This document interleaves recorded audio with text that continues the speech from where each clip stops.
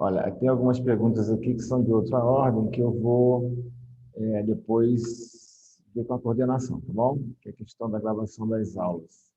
Eu não sei como é que vai ficar, ok? Bom dia, eu nunca ouvi falar dessa palavra. É reconhecer que a gente tem um tempo limitado. Acho que tem essa questão do reconhecimento, sim.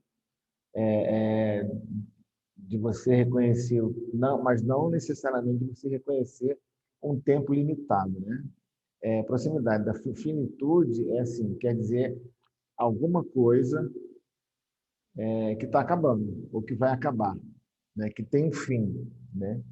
Finitude, acho que a ideia da Fernanda acho que chega bem perto disso, né? Reconhecer que a gente tem um tempo limitado e a gente tem um tempo limitado mesmo, né? Assim, segundo algumas pessoas, a gente já nasce destinado a morrer, né? Essa é a nossa lógica da vida, né? Assim, a gente já nasceu, a gente nasce e o nosso direcionamento já é automaticamente para a morte. Tem pessoas que morrem mais cedo, pessoas que morrem mais tarde, mas todos nós vamos chegar um dia que vamos passar desse plano para um outro plano, né? Seja ele aí qual for, conforme seja aquilo que vocês acreditam. Algumas pessoas acreditam no retorno, né? numa reencarnação, outras pessoas acreditam numa ressurreição. A própria Igreja Católica ela pega a questão da ressurreição, né? Assim, os espíritas, espiritualistas e outras correntes mais voltadas para esse nicho acreditam numa reencarnação. Eu, particularmente, acredito nisso, né? Até porque a gente não vem aqui para viver somente. Eu acho que é muito desperdício de tempo a gente viver só, sei lá, 60, 70, 80 anos, né? Quando o universo está aí já há milhares e milhares de anos.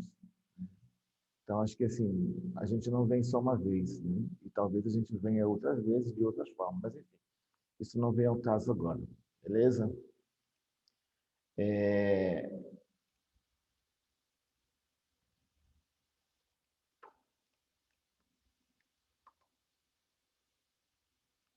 Deixa eu botar aqui que está atrapalhando um pouco. Em nossa sociedade, os indivíduos aparentam não possuir uma estrutura emocional capaz de suportar notícias referentes a doenças graves, sobretudo sobre a morte. Isso é um fato. Todos nós, quando a gente tem noção, ou tem consciência, ou ciência de que alguém que a gente conhece, alguém que a gente muito próximo nosso, algum familiar nosso, recebe uma notícia e passa essa notícia para nós de que ela está doente ou de que ela adoeceu e que essa doença ela pode ser grave, a gente sempre fica abalado naquele primeiro momento, né? A gente não consegue absorver direito essa notícia. Muitos de nós, assim, na maioria das vezes, entra num colapso emocional, assim, a gente fica meio que transtornado, a gente chora, a gente se desespera, porque a possibilidade daquela pessoa, daquele ente querido nosso, daquela pessoa ao qual a gente tem toda uma afeição, está prestes a falecer, isso mexe muito com o nosso emocional, especialmente assim, nos coloca muito próximo dessa questão assim, um dia vai ser eu. Né? Dado que esta é sinônimo de uma experiência desconhecida e muitos não estão preparados para esse enfrentamento. Realmente, assim, por mais que a gente saiba, quando a gente toma a nossa consciência da vida, que um dia a gente vai morrer, a gente vai partir dessa para outra, mesmo assim, a gente não assimila direito essa ideia, né? Alimentamos durante muitos anos, principalmente quando a gente é mais criança, criança e ainda até uma certa pré-adolescência, a gente muitas vezes tem a ideia da imortalidade, né? Assim, a gente não vai morrer nunca, né? Mas isso não é verdade. A gente sabe que a imortalidade não existe.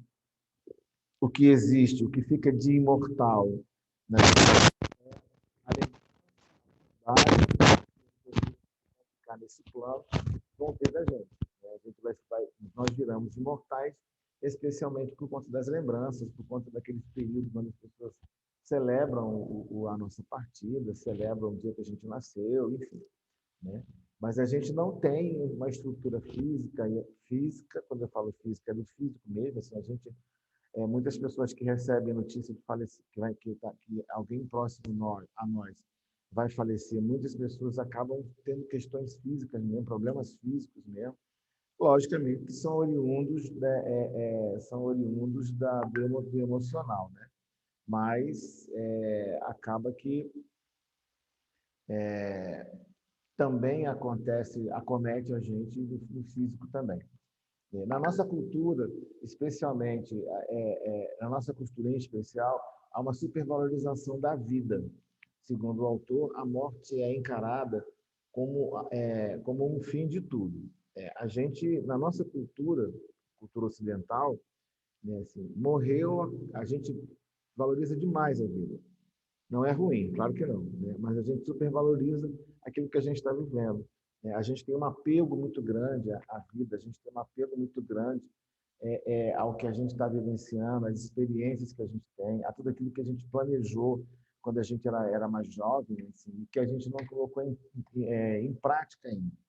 Então, muitas vezes, a gente se apega demais a essa vida, mas em função daquilo que a gente ainda não fez, em função daquilo que a gente ainda não desenvolveu, né, que acaba que a gente precisa ter esse sentido, né? Assim, isso dá um certo sentido à nossa vida. Kubler-Ross diz que a morte é vista como um acontecimento trágico. Né? Assim, na verdade, perder alguém nunca é uma coisa muito boa, né? E a gente sempre entende que fica uma situação ruim, né, nessa situação. Mas já, assim, é como se abrisse um buraco no peito da gente, né? Como se abrisse um vácuo em nossas vidas e que era preenchido por aquela pessoa. Né? Imagina você, e acho que, não sei se a maioria de vocês já passou por essa situação, acredito que algumas pessoas já passaram por essa situação, de você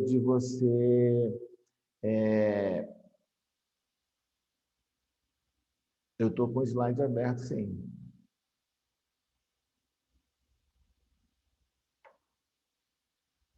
Eu não passei isso, só passei um slide até agora, não passei outros não, tá? Pessoas que já passaram por esse processo assim, de perda, né, assim, de perder alguém muito próximo, com certeza entende esse sentimento, assim, esse vazio que acaba causando, que acaba, como fala, nos afetando diretamente, tá? Deixa eu ver se eu consigo resolver aqui, tá? Só um minuto.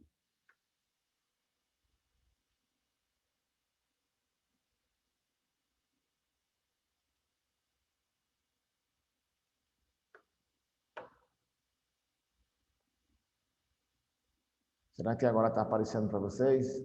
Ah, beleza. Tá? Então, assim, Kubler-Ross, essas autoras, né, elas identificam que existem 5 estágios quando da tomada de consciência por parte do paciente, né, do seu estágio terminal. Tá? Quais são esses 5 estágios?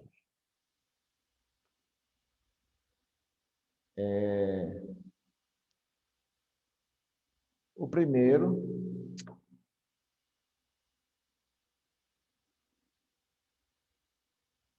gente, que coisa chata, né? Você agora tá ganhando vida própria.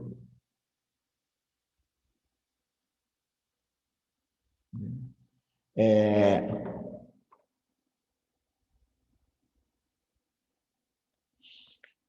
é, o estágio de negociação é o momento. Tem alguma coisa. Gente, só um minutinho, tá? Que acho que tem alguma coisa errada aqui nesse trem.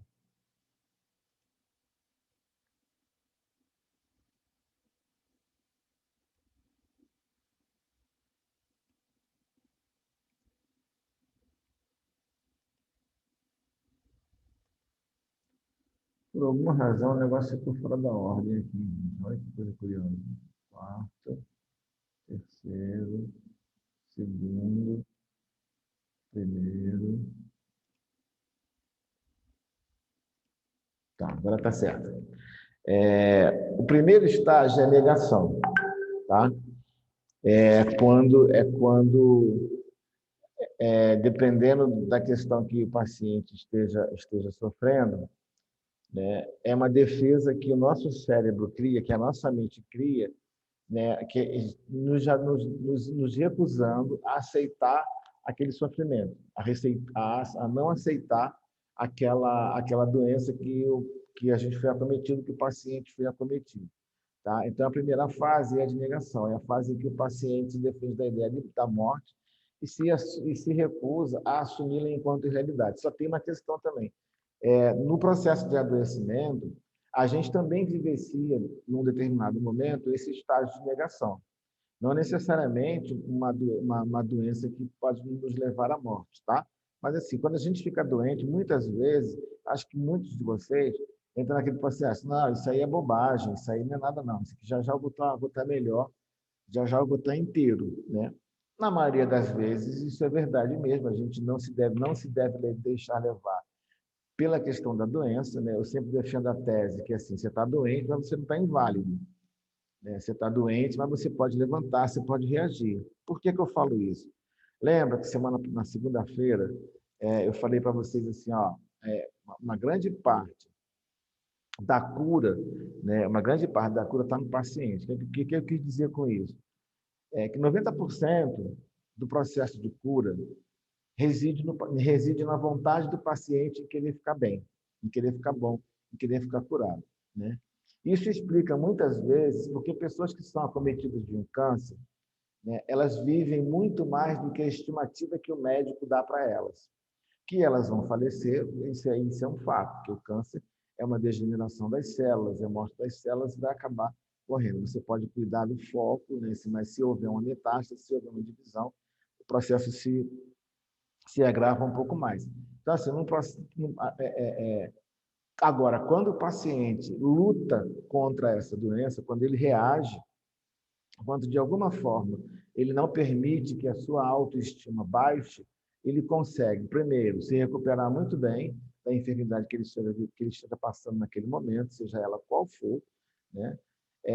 E, lógico, dependendo da extensão e do grau da enfermidade, né? Ele consegue prolongar muito mais o seu período de vida, né? Assim, com isso, né? Porque você elevando a sua vibração, você eleva a sua autoestima, você eleva o seu humor, você não se permite ser abatido ou ser levado pela questão da enfermidade, né? E você demora muito mais tempo, você vive muito mais, um tempo muito maior de vida. Mas, num primeiro momento, seja de qualquer doença, e acredito eu que vocês já devem ter passado por situações semelhantes, há uma negação.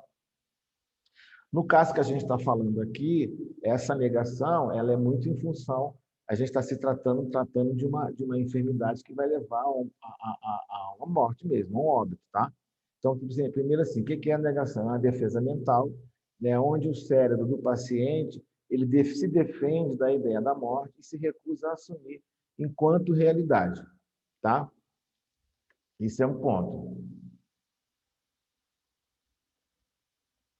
Alguém fez uma pergunta aqui que eu não consegui resgatar.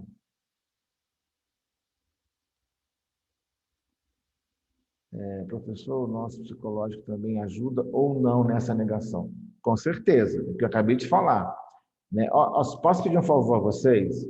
Eu não sei se todos têm dificuldade em ativar ou desativar o microfone. Eu peço a gentileza de, quando vocês tiverem uma dúvida, ao invés de vocês te mandarem pelo bate-papo, pode acessar o microfone e falar, me chama que eu dou uma palavra, tá bom? Que acho que facilita muito, assim, não só para mim, mas para vocês também. Se eu tenho que parar aqui e olhar o bate-papo, porque ele não fica aberto, ele fica escondidinho, tá bom?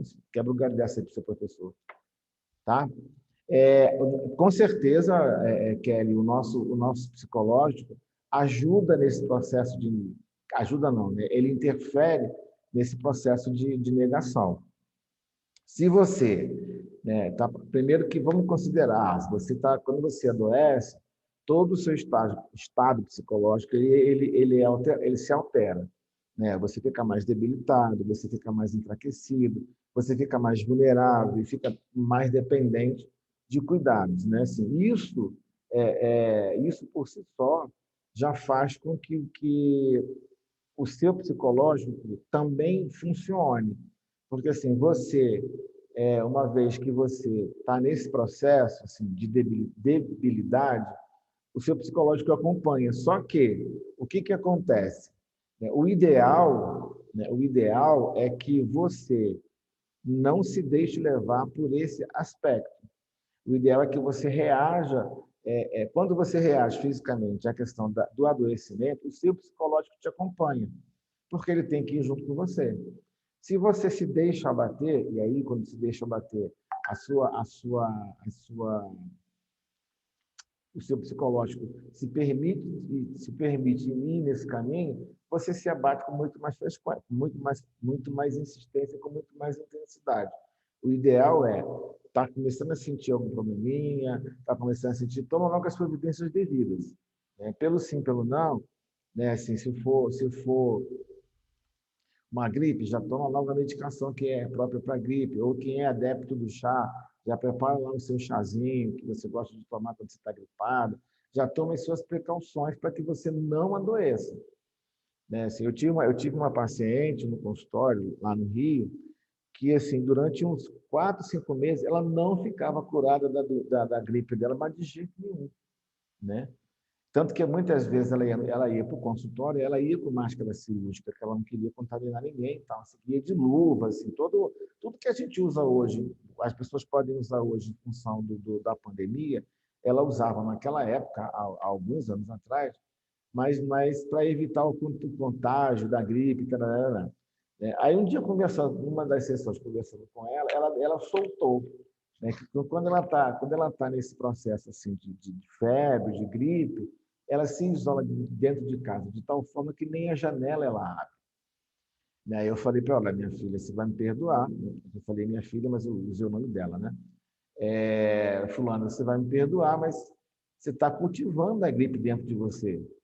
À medida que você está gripado, você está num processo gripal, e você fica dentro de casa, toda fechada, né, com a janela fechada, o sol não entra, você está assim, você está permitindo que a doença fique instalada aí em você durante mais do que o necessário. Né? Tanto que, assim, quando ela se tocou para isso, ela chegou em casa, no mesmo dia, abriu janela, eu atendia de manhã, né? Abriu janela, arejou a casa, chamou uma menina que fazia faxina, a menina fez uma limpeza na casa toda. Deu 2 dias, a menina estava boa de novo. Ela melhorou. Por quê? Né?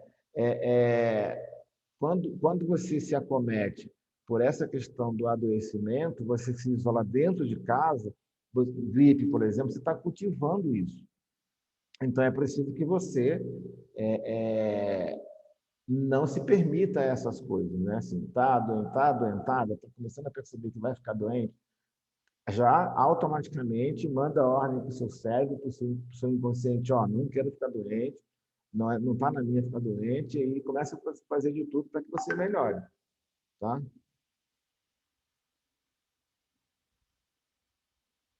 Não entendi.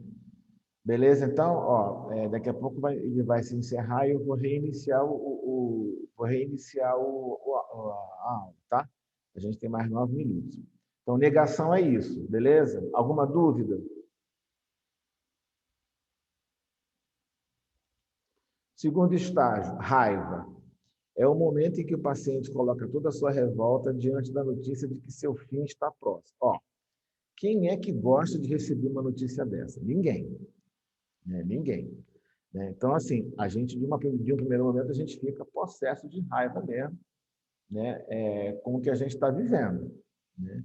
Se minimamente outras coisas interferem na nossa vida, a gente fica com raiva, imagina uma notícia de que, ó, meu amigo, sinto muito te informar, mas você tem pouco tempo de vida. A raiva que vem, a revolta que vem, na verdade, a raiva vem a partir da revolta, é muito grande. Né? É nesse momento que assim o paciente ele percebe que assim, eu não tenho mais como negar essa doença. Ela realmente existe e eu estou com muita raiva porque assim, eu não sei por que eu estou doente desse jeito. né? E vocês certamente já ouviram de alguma maneira, de uma forma, ou em filme, ou em novela, ou leu em um livro, né? Ou pessoas próximas que, quando tiveram essa notícia, realmente ficaram possessas de raiva. Porque pensa, você está ali muito bem, curtindo a sua vida, aí você tem uma coisinha, você tem uma doencinha, aí você vai e cuida, mas a doença ela é repetitiva, ela não deixa você, e, tarará. E aí o que, que acontece? Chega uma hora que a sua raiva, né, você é tomado pelo ódio assim, e muitas vezes por condutas violentas. Por quê? Gente, vai de uma incompreensão. Se você se cuida, se trata, se você cuida da sua saúde direitinho, tem as doenças normais que você cuida, e de repente você é acometido por uma doença terminal, pode deixar qualquer um com raiva mesmo. Né? E não sem muita pena, né? É raiva mesmo. Então, assim, no primeiro momento a gente quer quebrar as coisas, a gente quer bater em alguém, a gente fica com raiva do mundo, fica com raiva de Deus, pragueja, faz um monte de coisa, né? Para que aquilo, mas porque assim, a gente não, o impacto da notícia de que você está com a doença terminal, ele é muito grande e efetivamente assim, ele atinge, como foi perguntado, assim, ele atinge diretamente o seu estado psicológico, né? Então assim, não é todo mundo, né, que tem um grau de equilíbrio para aceitar notícias como essa e se manter dentro de um padrão equilibrado. Acredito eu que muito pouca gente fica, né? Assim, claro que a raiva ela é gradual, né? Assim, ela é principalmente conforme o seu equilíbrio. Ela vai de acordo com o seu equilíbrio.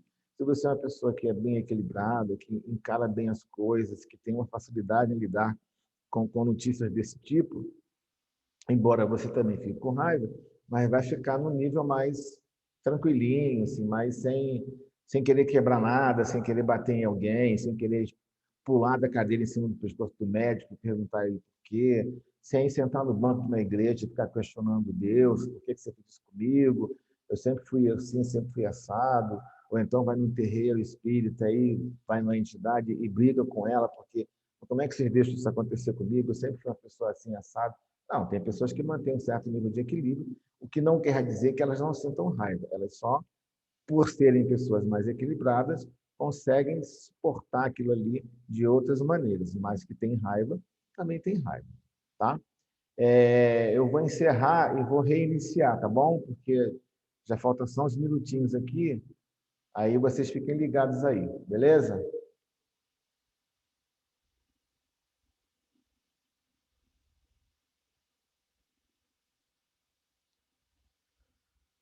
Ai, Cris.